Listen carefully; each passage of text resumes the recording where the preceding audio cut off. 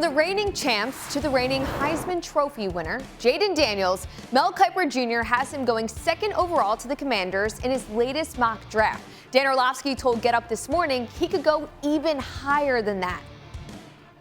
If I were the Chicago Bears right now, I would take Jayden Daniels out of LSU.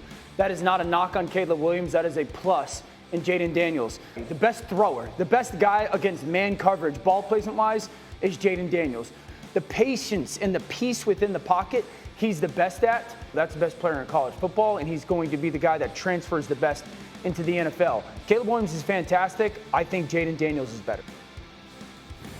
Mina Kimes now joins us all the way from Indy at the NFL Combine. And Mina, Caleb Williams, Drake Maye, Jayden Daniels, in that exact order is plus 180. Williams, Daniels, Maye is plus 200. We heard Dan's take. What's your top three? I like your order, which is to say Williams, Maye, then Daniels. I really like Daniels as a prospect, super dynamic as a runner, credible thrower of the deep ball, maybe throws the prettiest slot fade in college football. But part of the reason I prefer Williams and actually Maye is that they've encountered a lot of adversity last season. Williams in particular, he had that long time to throw and some questions about whether he can play in structure. Well, the reason he had a long time to throw and the reason he played so much outside of structure is that the structure of the offense was a struggle. Pass protection issues constantly, receivers dropping passes, whereas Daniels was in pretty much an ideal environment in LSU. So I like what we saw from Williams despite what he had to deal with at USC, and I have similar feelings about Drake Maye, who was in a similarly challenging circumstance at UNC this year. There's a lot of speculation about teams trading into the top three for one of these quarterbacks, specifically the third spot where the New England Patriots currently reside. Yeah. Who do you think the top candidates would be to possibly trade up? I like Denver as a potential team to trade there. It was between Denver and Minnesota for me, but I think more likely than not, Kirk Cousins returns to the Vikings. And if that were to happen, Denver strikes me as an organization led by a head coach who would very much like to have a quarterback of his choosing, and of course, Sean Payton.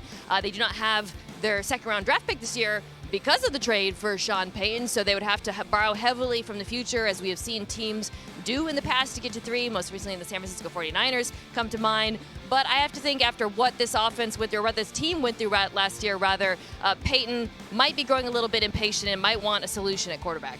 And Mina, the Dirty Birds are a team desperate for a quarterback. The Falcons currently 50-1 to win the Super Bowl. What do you think Atlanta will do with this position? I really like them as a Justin Fields trade candidate.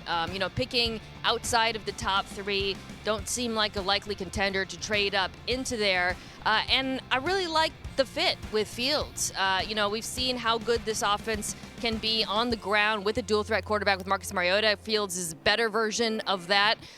They've got a new offensive coordinator, Zach Robinson from LA, who runs an offense we saw with Sean McVay that I think would be friendly to his skill set, heavy play action, take shots downfield, run the ball, zone running game. It just seems like a good marriage.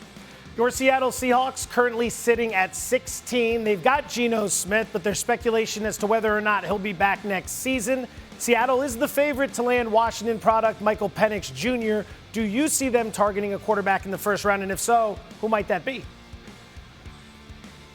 I do not, and I would advocate against it personally, large part because I think Geno Smith, based on his play over the last couple of years, is a better quarterback than the prospects outside of the top three. Now, obviously, there's an advantage to going younger, cheaper, but Smith's contract is quite affordable by quarterback standards. So to me, any advantage gained from moving on in the draft, I think would be minimal at best, and you could use that draft pick to make some much-needed upgrades on the defense.